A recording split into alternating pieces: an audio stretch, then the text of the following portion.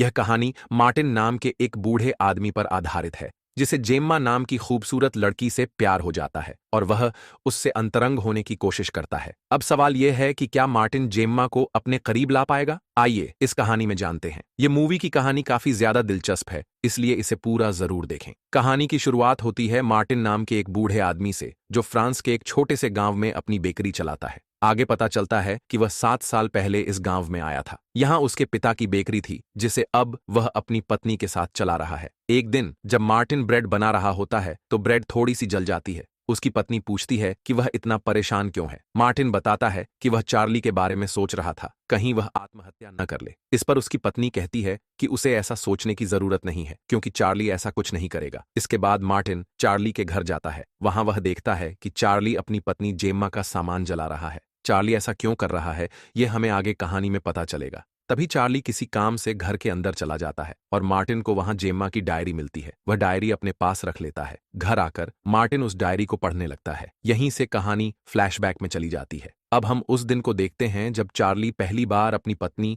जेम्मा के साथ इस गांव में रहने आया था ताकि वे दोनों अपनी बाकी की जिंदगी यहां आराम से बिता सकें। गांव में नए लोगों को देखकर मार्टिन उनके पास जाता है और उनसे परिचय करता है। कुछ दिनों बाद जेम्मा और चार्ली मार्टिन की बेकरी से ब्रेड खरीदने आते हैं। उसी समय मार्टिन जेम्मा को देखता है और वह उसे देखता ही रह जाता है। इसके बाद जब मार्टिन अपने घर जा रहा होता है तो रास्ते में उसकी फिर से जेम्मा से मुलाकात होती है। इस बार मार्टिन उसे एक सुंदर गार्डन दिखाने ले जाता है जिसे देखकर जेम्मा को बहुत अच्छा लगता है। उस रात चार्ली मार्टिन के घर आता है और कहता है कि उसके घर की लाइट चली गई है। मार्टिन उसके साथ उसके घर जाकर लाइट ठीक कर देता है। तभी वहां मार्टिन की पत्नी भी आ जाती है। फिर सभी मिलकर शराब पीते हुए बातें करने लगते हैं। लेकिन यहाँ पर हम देखते हैं कि मार्टिन तो बस लगातार जेम्मा को ही देखे जा रहा था और उसे देखकर अपने विचारों में खो जाता है। खैर, कुछ दिन इसी तरह बीत जाते हैं। फिर एक दिन जेम्मा मार्टिन की बेकरी पर आती है। वहां मार्टिन उससे पूछता है, क्या तुम देखना चाहती हो कि मैं इस ब्रेड को किस तरह से बनाता हूं? जेम्मा खुशी खुशी हाँ कह देती है। इसके बाद मार्टिन उसे पीछे वाले कमरे में ले जाता है जहां वह ब्रेड बनाता था।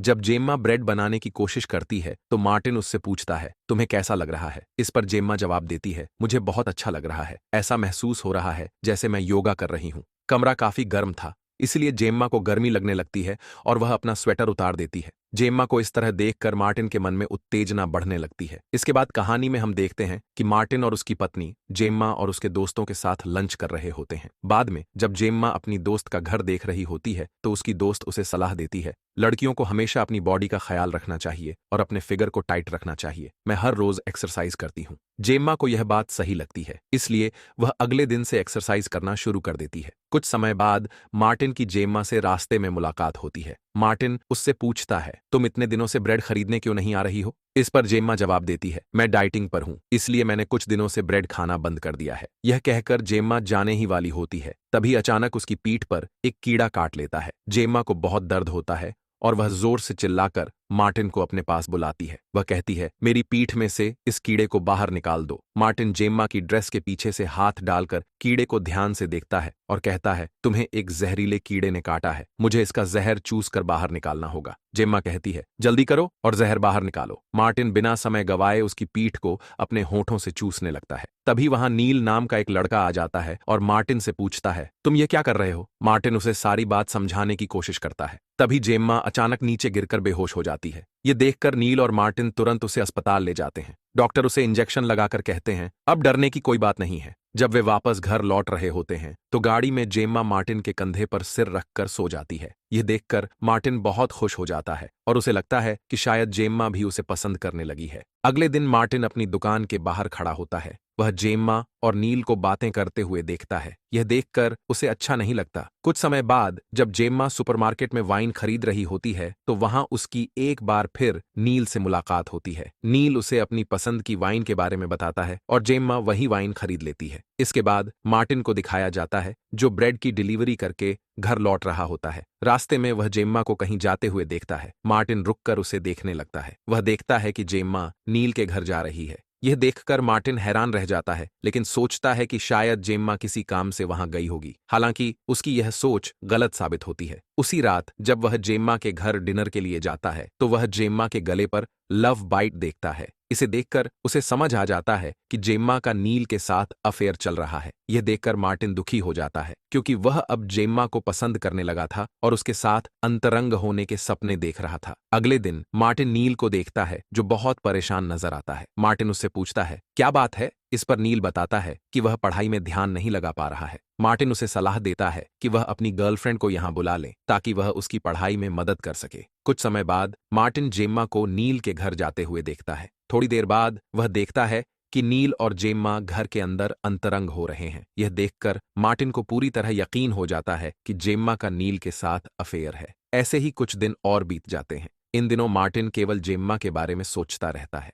फिर एक दिन जेम्मा खुशी खुशी मार्टिन की बेकरी पर आती है और उसे बताती है कि चार्ली कुछ दिनों के लिए शहर से बाहर जा रहा है। मार्टिन को समझ में आ जाता है कि जेम्मा इतनी खुश क्यों है। वह सोचता है कि चार्ली के जाते ही जेम्मा नील के साथ हर दिन अंतरंग होगी। जेम्मा कुछ ब्रेड खरीदती है लेकिन जाते समय ब्रेड का एक टुकड़ा बेकरी में ही भूल जाती है। मार्टिन वह ब्रेड जेम्मा के घर देने के लिए जाता है। जब वह जेम्मा के घर पहुंचता है तो वहां से कुछ आवाजें सुनाई देती हैं। मार्टिन छुपकर खिड़की से झांकता है और देखता है कि नील और जेम्मा अंतरंग हो रहे हैं। इसके बाद जेम्मा नील से आई लव यू कहती है। यह सुनकर मार्टिन को बहुत गुस्सा आता है। अगले दिन जेम्मा फिर से नील के घर जाती है। दोनों अंतरंग होते हैं और रोमांस करते हुए गलती से एक मूर्ति तोड़ देते हैं। घर से निकलने से पहले जेम्मा नील से कहती है, हमें भागकर लंदन चले जाना चाहिए। इस पर नील भी सहमत हो जाता है। इसके बाद अगले दिन जेम्मा फिर से नील के घर जा रही होती है लेकिन बीच रास्ते में उसे नील का एक मैसेज आता है जिसमें लिखा होता है कि वह उसके साथ लंदन नहीं जा सकता। यह मैसेज पढ़कर जेम्मा को गहरा झटका लगता है और वह रोती हुई अपने घर लौट जाती है। एक रात जेम्मा चार्ली को अपने अफेयर के बारे में बताने की कोशिश करती है लेकिन साहस नहीं जुटा पाती। चार्ली को भी अब यह महसूस होने लगता है कि जेम्मा उस पर बिल्कुल ध्यान नहीं दे रही है। गुस्से में चार्ली कुछ दिनों के लिए लंदन चला जाता है। कुछ समय बाद जेम्मा की मुलाकात उसके एक्स बॉयफ्रेंड पैट्रिक से होती है। अगले ही सीन में मार्टिन उन्हें सड़क पर किस करते हुए देखता है। यह देखकर मार्टिन बहुत शॉक्ड हो जाता है और सोचने लगता है कि जेम्मा एक ऐसी लड़की है जो किसी के साथ भी संबंध बना सकती है। अगले दिन पैट्रिक फिर से जेम्मा के घर आता है। जब दोनों घर पर बातें कर रहे होते हैं तभी चार्ली अचानक घर लौट आता है। घर के अंदर जाते ही चार्ली तुरंत बाहर आकर मदद के लिए जोर जोर से चिल्लाने लगता है। यह सुनकर मार्टिन भी घर के अंदर जाता है और वहां जेम्मा को मृत पाता है। ये देखकर वह स्तब्ध रह जाता है। इसके बाद पुलिस आती है और जेम्मा की बॉडी को पोस्टमार्टम के लिए ले जाती है। पोस्टमार्टम की रिपोर्ट आने के बाद मार्टिन को पता चलता है कि जेम्मा की मौत उसके गले में ब्रेड फंसने की वजह से हुई थी। अगले दिन फ्यूनरल में मार्टिन यह बात चार्ली को बताता है। चार्ली मार्टिन से कहता है, हाँ, जेम्मा की मौत इसी वजह से हुई है। जब मैं घर पहुंचा तो मैंने पैट्रिक को जेम्मा के साथ देखा। मुझे लगा कि वह जेम्मा के साथ रोमांस कर रहा है, इसलिए गुस्से में मैंने पैट्रिक से लड़ाई शुरू कर दी। फ्यूनरल में पैट्रिक भी मौजूद होता है। वह बताता है, जब जेम्मा ब्रेड खा रही थी तब मैंने पीछे से आकर उसे किस किया। इसी वजह से उसके गले में ब्रेड फंस गई। मैं ब्रेड निकालने की कोशिश कर ही रहा था कि चार्ली वहां आ गया। गलतफहमी के कारण हम दोनों लड़ने लगे। हम इतने पागल हो गए कि जेम्मा का दम घुटने से मौत हो गई। यहाँ फ्लैशबैक खत्म हो जाता है। इसके बाद मार्टिन के बेटे को दिखाया जाता है जो मार्टिन से कहता है, हमारे पास एक रूसी कपल रहने के लिए आया है। यह सुनकर मार्टिन तुरंत उनसे मिलने के लिए जाता है। इसी सीन के साथ यह कहानी खत्म हो जाती है।